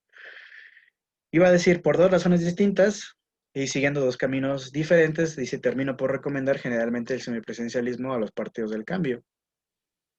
Pero dice, hago esta recomendación con reservas. No es que el semipresidencialismo sea el más chingón, sea lo mejor del mundo, sea el único, ¿no? Sino que siempre va a haber debilidades. Bueno, eso sería en términos muy resumidos, ¿no? Lo que nos presenta Sartori en esta sección de la lectura. Y bueno, no sé si alguien más quiere hacer algún otro comentario, quiere hacer alguna otra reflexión, alguna otra pregunta, o si no, pues ya lo dejo. Ajá, dime. Yo tengo una pregunta, profesor. No me quedó bien en claro cuál es la diferencia entre una moción de censura y una moción de confianza. ¿Sí es así, no? Ajá. El voto de confianza, por lo regular, se plantea cuando se proponen, por ejemplo, presupuestos. El presidente, o más bien el primer ministro en este caso, es quien plantea el voto de confianza. Y funciona como una amenaza. Es decir, si ustedes, Parlamento, no aprueban mis presupuestos, pues yo llamo a elecciones otra vez.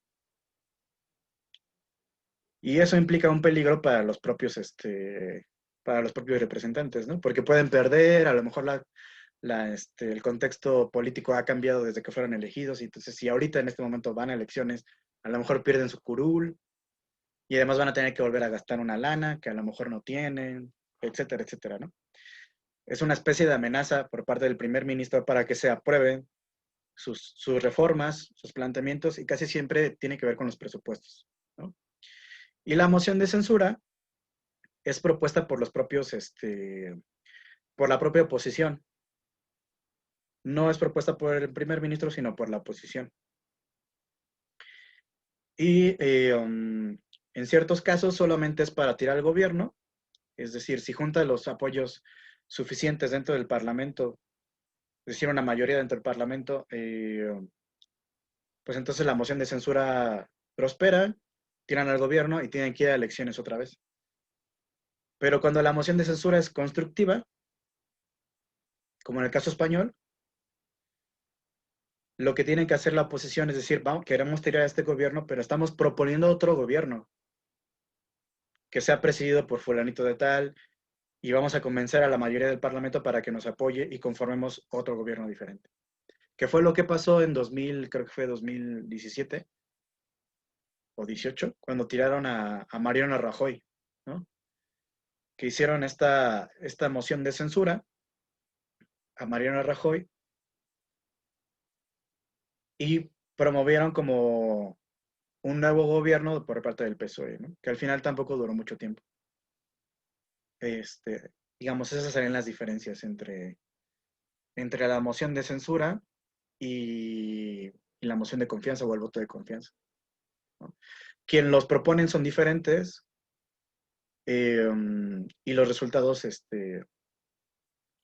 pueden ser esos, ¿no? Bueno, no de nada.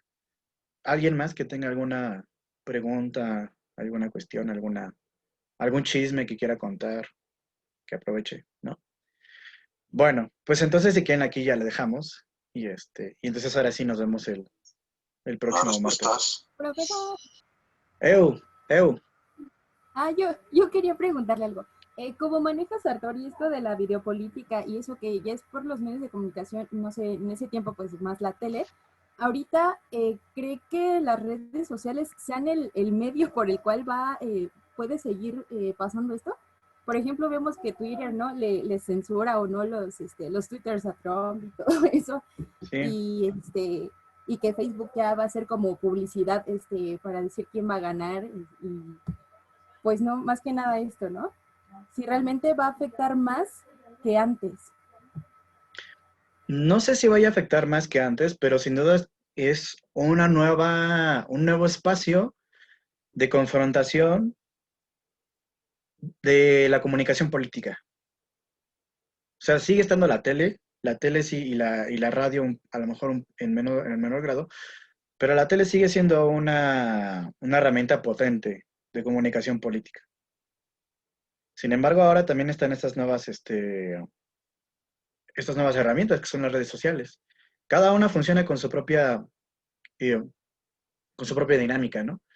No es lo mismo Facebook que Instagram, que Twitter, etcétera, etcétera. Por ejemplo, de hecho, mi tesis del doctorado es sobre este asunto, ¿no? Sobre Vox y Podemos en las redes sociales. Por ejemplo, Vox tiene una actividad muy importante en Instagram. Y ustedes sigan a Instagram en Vox y comparten un montón de memes y un montón de pequeños discursos que, por ejemplo, da Santiago Abascal y sí, ¿no? Y tiene una actividad muy importante en Instagram Vox.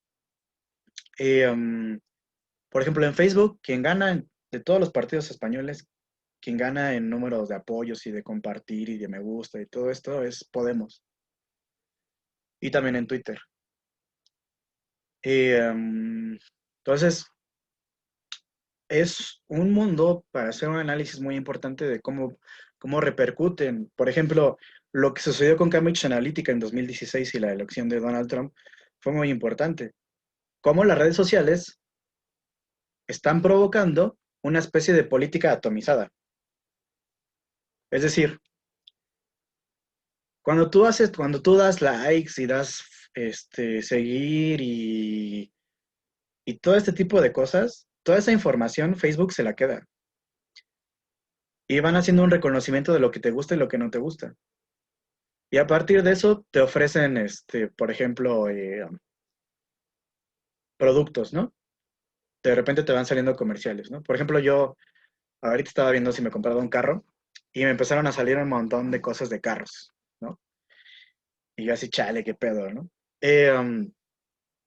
Pero no solo funciona para el marketing, digamos, comercial, también para la política, porque entonces lo que pueden hacer los políticos es conocerte a ti personalmente, qué es lo que a ti te gusta, y entonces te van a mandar a ti un anuncio o un discurso personalizado. Es como en Spotify, ¿no? Que tú escuchas ciertas canciones a ciertos grupos y de repente cada semana te hacen una nueva propuesta, ¿no? De cosas que a lo mejor que a ti te pueden gustar. Pero lo hacen a partir de un algoritmo que va dependiendo de lo que tú ya has escuchado anteriormente, ¿no? Si siempre escuchas rock, siempre escuchas metal o cosas así, difícilmente te van a proponer reggaetón, ¿no? Como posiblemente te puede gustar, ¿no? No te van a salir canciones de reggaetón. Eso los políticos también lo pueden aprovechar. Y van a hacer un discurso casi personalizado, que fue un poco lo que hizo Donald Trump, ¿no? Por ejemplo, lo que hacía en Facebook Trump era dirigir, cuando él sabía que, por ejemplo, se dirigía a personas blancas de color blanco, era un discurso personalizado para ellos, en el que incluso podía decir, y los negros, o los latinos nos están quitando el país, etcétera, etcétera, etcétera. Pero como era un discurso personalizado, solo ellos lo iban a escuchar. Y a los negros era otro discurso diferente, ¿no? Necesitamos una América también para los afroamericanos y no sé qué, China nos ha estado quitando nuestro lugar, etcétera, etcétera, etcétera. Otro discurso diferente, hasta incluso puede ser contradictorio, personalizado para los afroamericanos en Estados Unidos. Esa es una fragmentación del discurso político, que si antes lo que necesitabas era un discurso muy ambiguo para que todos se sintieran identificados con él, ahora ya puedes personalizar el discurso para cada una de las personas que participan en las redes sociales. Y eso es muy peligroso, pues es la individualización de la política. Porque la política se estaba entendiendo como una forma de actuación colectiva. Y ahora lo que está haciendo es atomizar. Y ahora tú para hacer política ya no necesitas juntarte con nadie más. Ya no necesitas que, a lo mejor dentro de unos años, quién sabe, esperemos que no, ya no vas a necesitar que ir a marchar con un montón de gente para hacer ciertos reclamos que compartes con toda esa gente. Sino que ahora ya estos discursos te van a ir personalizados en cada una de las campañas, ¿no? Entonces, bueno, es todo un asunto en el que quiero trabajar y bueno, si se puede, pues les iré platicando más adelante cómo va ese asuntillo, ¿no? Pero bueno, pues entonces ya, si nadie más quiere hacer alguna otra participación, pues la dejamos hasta ahí y nos vemos el martes, ¿vale? Cuídense mucho, pasen a chido y buen fin de semana. Que tenga buen Hasta luego. Bye, bye. Gracias, profe. Cuídense. Nos vemos. Igualmente, hasta